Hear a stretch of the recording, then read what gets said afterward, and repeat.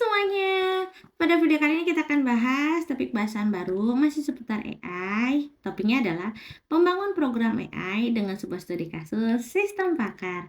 Nah, kita akan coba membangun sebuah program AI dengan sebuah studi kasusnya.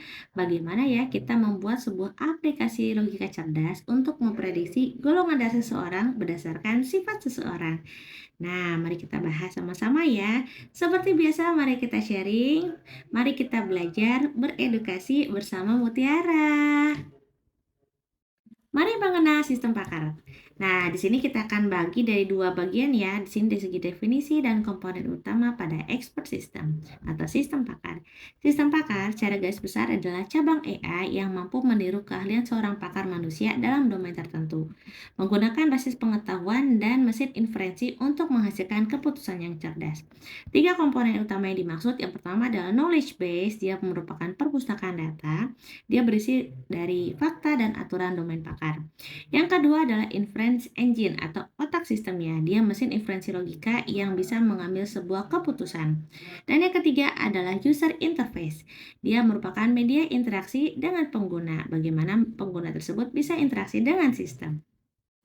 Mari kita bandingkan AI dan program biasa dari segi input, proses, dan outputnya. Untuk program biasa atau tradisional, dia inputnya berupa data ya, berdasarkan data yang diinput oleh user. Prosesnya dia merupakan logika kaku dan atau hard code, jadi berdasarkan kode yang dimasukkan. Kalau A ya B, kalau B ya C, kalau C ya D gitu ya. Dan outputnya hasilnya dia adalah prediksi. Hasilnya sama untuk input yang sama. Namun untuk program AI, inputnya dia berasal dari data yang sudah diinput sebelumnya.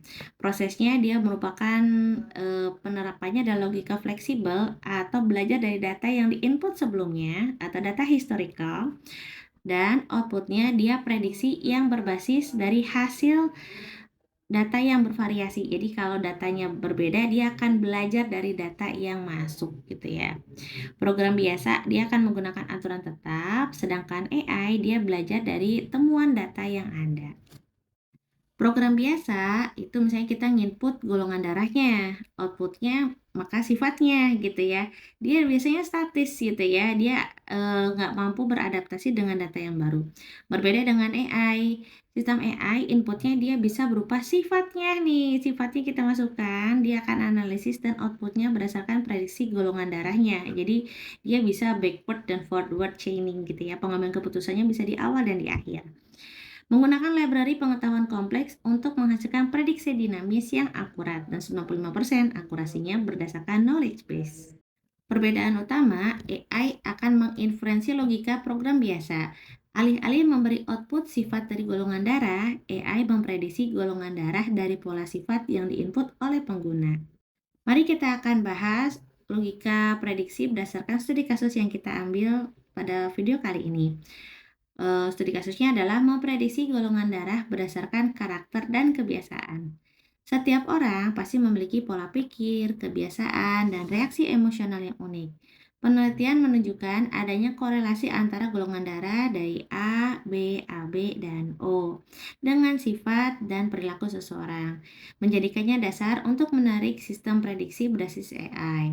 Dengan menganalisis karakter dan kebiasaan pengguna melalui serangkaian pertanyaan diagnostik, sistem pakar ini mampu memprediksi golongan darah secara cerdas dan akurat.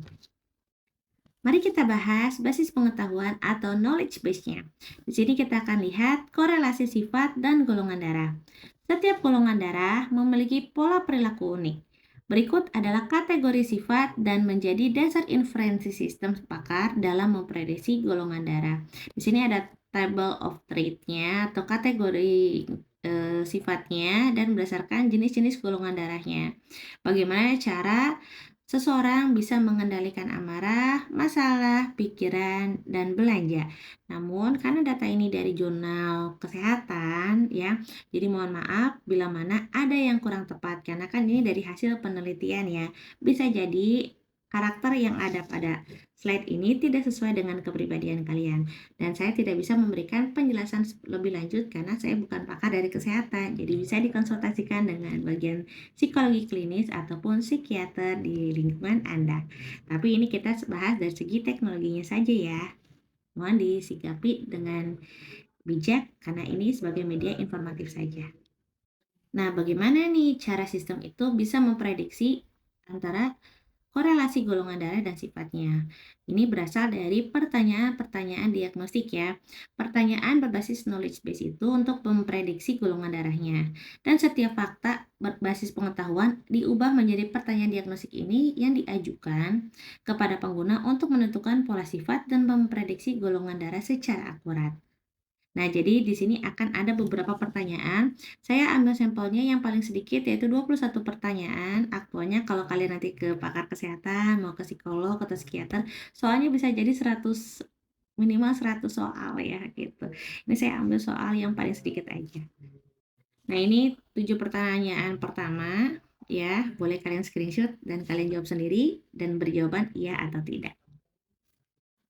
Ini 7 pertanyaan kedua, boleh silakan screenshot dan dijawab mandiri saja ya. Dan ini adalah 7 pertanyaan terakhir. Totalnya ada 21 pertanyaan. Silakan dijawab secara mandiri. Nah, pertanyaan-pertanyaan tersebut akan kita desain menjadi pohon pakar. Dia merupakan visualisasi alur logika prediksi golongan darahnya. Pohon pakar menghubungkan setiap pertanyaan diagnostik ke probabilitas golongan darah melalui jalur logika bercabang berdasarkan jawaban pengguna. Di sini kita lihat ada lingkaran-lingkaran yang warna biru adalah butir-butir pertanyaannya. Yang hijau adalah saat user menjawab iya. Dan yang merah saat dia menjawab tidak.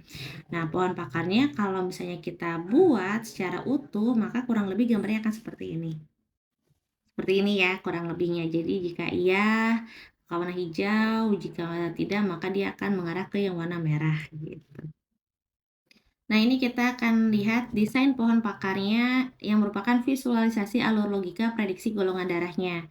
Nah, di sini kita lihat ada tabel of trade-nya, masih sama seperti yang tadi, bagaimana cara seseorang itu mengendalikan saat dia sedang marah, atau menanggapi sebuah masalah, atau menanggapi sebuah pemikiran atau pikiran, dan belanja, hasrat belanja gitu ya. Nah, yang sebelah sini itu adalah jenis-jenis golongan darahnya ya. Yang merah golongan darah A, yang B warna hijau, yang AB warna ungu, dan yang O warna orange ya. Jadi bagaimana nih? Di sini ada bagian sini yang bagian yang biru ini bagian prosesnya ya, deep learning-nya, yang tadi pohon pakarnya. Akurasi berdasarkan jumlah aturan. Jadi secara garis besar AI itu dari pertanyaan diagnosis tersebut bila mana ada aturan yang jelas dan banyak dan dia lebih terukur, maka pengambilan keputusannya dia akan lebih mudah dan lebih spesifik. Sehingga pengambilan keputusan dengan berbagai pertanyaan tersebut dia akan makin menjurus ke satu titik dan biasanya akurasinya makin tinggi gitu kurang lebih. Langkah-langkah pembangunan sistem AI di sini ada 3 tahap utama ya. Nah, kalau studi kasusnya masih sama dari segi memprediksi golongan darahnya. Setiap langkah dirancang secara sistematis untuk memastikan akurasi logika dan kualitas pengalaman pengguna dalam aplikasi berbasis AI. Ada 3 hal yang harus diperhatikan yaitu riset knowledge-nya, yaitu kumpulkan fakta sifat berdasarkan golongan darah dari referensi yang terpercaya. Carilah referensi-referensi yang jurnal-jurnal ilmiah dari bagian kesehatan ya. Lanjut di sini ada desain logika. Buatlah pohon pakar untuk merancang rute pertanyaan diagnostiknya. Dan yang ketiga adalah implementasi yaitu coding pohon pakar dalam bahasa pemrograman bisa menggunakan PHP atau Python. Lalu yang terakhir kita akan bahas dari segi coding dan user interface. Implementasi teknis dan struktur proyeknya. PHP itu bisa digunakan untuk mengelola sistem pertanyaan dan logika pohon pakar. Struktur folder mencakup CSS, IMG, JS, dan index.php sebagai inti dari aplikasi ya. Dia bisa menggunakan dari logika if-else bertingkat dan struktur folder proyeknya disesuaikan dengan format datanya jenisnya seperti apa dan domainnya responsif dan UX-nya UI UX-nya dia bisa responsibel dengan baik sesuai dengan kebutuhan pengguna. Oke, jadi itu adalah materi yang sudah kita bahas pada video kali ini. Secara garis besar, AI bukanlah sekedar angka, tapi logika yang didekatkan dengan pola pikir manusia. Mudah-mudahan materi ini bisa memberikan gambaran dan pengetahuan untuk kalian semua. Mari kita terus belajar supaya makin tahu, makin banyak ilmu. Sampai jumpa lagi di video-video selanjutnya. Bye-bye, salam edukasi.